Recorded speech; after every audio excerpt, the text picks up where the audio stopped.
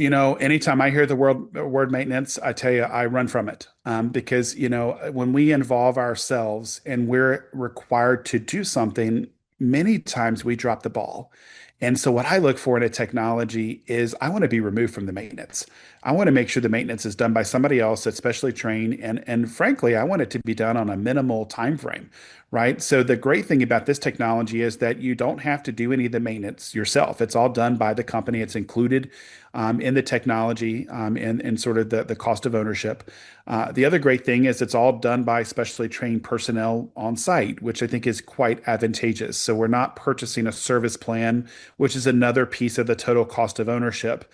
Bulbs have got thousands of hours on them from a UV perspective, and from a filter, you change it once a day, which is very, very advantageous for healthcare facilities, especially perioperative areas that are typically going to run their cases throughout the day.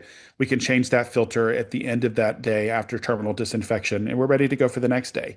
It makes it very, very easy from a process implementation perspective to say, that's the only thing we're responsible for at the facility level.